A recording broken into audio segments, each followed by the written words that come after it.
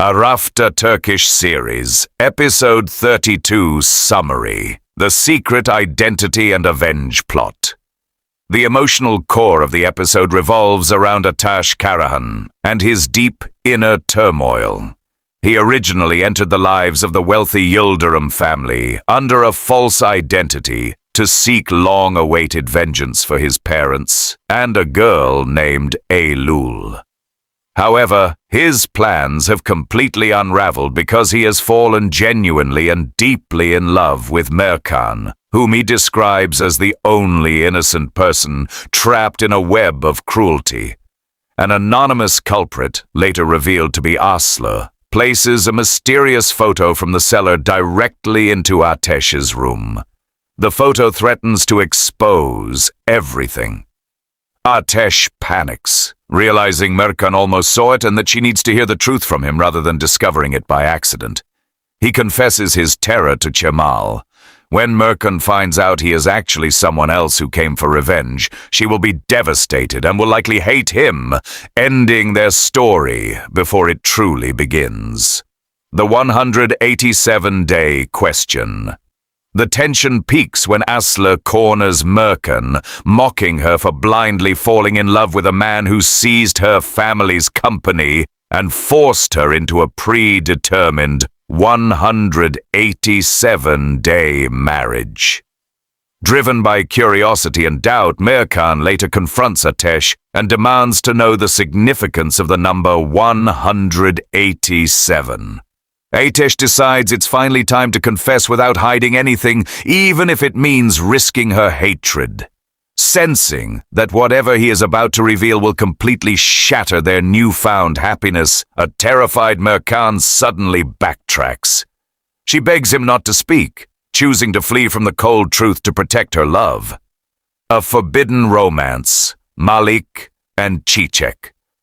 Parallel to the main storyline is a bitter class struggle involving Malik and Çiçek. Malik falls severely ill with a high fever, and Çiçek and her mother Beynaz take him in to nurse him back to health. Despite Malik's newfound status as a wealthy heir, he works as a driver and desperately fears losing Çiçek. Beynaz delivers a harsh reality check to her daughter. No matter how much they love each other, the immense societal divide between the rich and the poor never changes.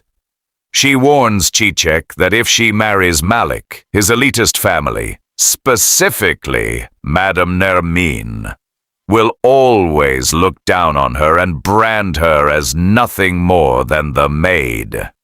In a touching moment of defiance, Malik overhears this and declares his unwavering love, stating that his family's money means nothing compared to Çiçek's heart, which is his true wealth. The cruelty of the elite.